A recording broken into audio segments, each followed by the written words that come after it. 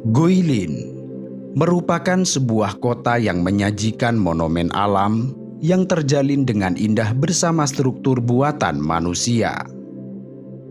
Kota Guilin menyajikan sekitar 100.000 pegunungan kars serta aliran sungai Li yang menyegarkan. Seluruh punggung pegunungan Guilin ditutupi tanaman rambat serta pohon-pohon kecil yang menempel di lereng berbatu yang selama musim anggrek, gunung-gunung tersebut dihiasi beragam bunga warna-warni dan membuatnya tampak seperti hutan batu raksasa.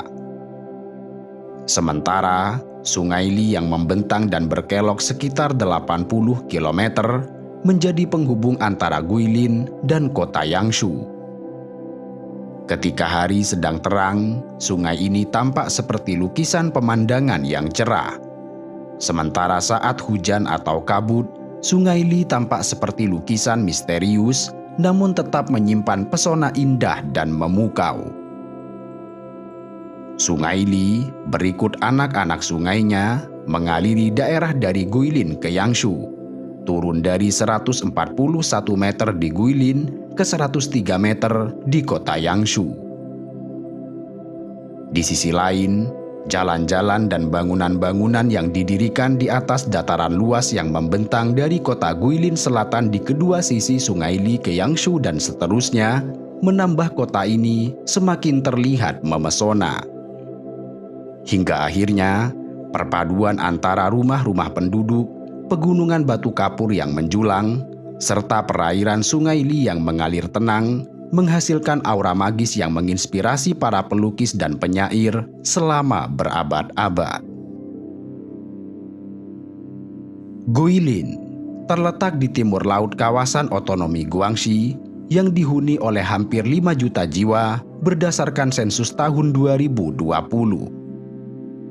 Selain menyajikan pemandangan yang sangat indah serta dianggap sebagai pemandangan terbaik di bawah kolong langit ini, kota yang terletak di tepi barat Sungai Li dan berbatasan dengan Hunan di utara ini adalah kota sejarah dan budaya yang menjadi rumah bagi selusin etnis minoritas, termasuk etnis Zhuang, Yao, Miao, Dong, dan lain sebagainya. Budaya dan tradisi suku-suku ini telah berdampingan dengan budaya Han dan menciptakan keragaman budaya yang menarik di wilayah ini, mulai dari pakaian tradisional, tarian, musik dan festival khas dari suku-suku minoritas. Guilin adalah tempat lahir banyak seniman dan penulis terkenal dalam sejarah Cina. Pemandangan alam yang memukau sering menjadi subjek lukisan, puisi, serta karya seni lainnya. Di samping itu, masakan Guilin memiliki cita rasa unik dan mencerminkan kekayaan alam yang dimilikinya. Makanan di tempat ini menggunakan bahan makanan segar yang tersedia seperti ikan dari Sungai Li dan sayuran lokal. Kehidupan masyarakat di Guilin mencerminkan perpaduan antara tradisi Cina kuno dan modernitas. Artinya, kendati Guilin adalah kota yang berkembang dengan pesat, pertanian masih merupakan bagian penting dari kehidupan masyarakat di daerah pedesaan sekitarnya. Budidaya padi, teh, buah-buahan, dan beragam jenis budidaya pertanian lainnya merupakan mata pencaharian utama bagi sebagian besar penduduk pedesaan. Masyarakat Guilin juga sangat memelihara seni serta budaya tradisional Cina. Seni kaligrafi, lukisan, musik tradisional, dan tarian seringkali menjadi bagian dari kehidupan sehari-hari. Bahkan, mereka sering mengadakan pameran seni lokal dan pertunjukan budaya untuk menghargai warisan budaya ini. Kehidupan masyarakat Guilin mencerminkan harmoni yang menarik antara modernitas dan tradisi. Sementara kota ini terus berkembang sebagai tujuan wisata yang terkenal, banyak penduduknya masih menjaga nilai-nilai dan tradisi budaya Cina tradisional. Guilin memiliki sejarah panjang yang melintasi beragam dinasti. Wilayah Guilin telah dihuni sejak zaman Neolitikum dengan bukti-bukti arkeologi yang menunjukkan tentang keberadaan manusia di daerah ini selama ribuan tahun. Pada periode dinasti Qin dan dinasti Han, Guilin menjadi bagian dari wilayah Kekaisaran Cina.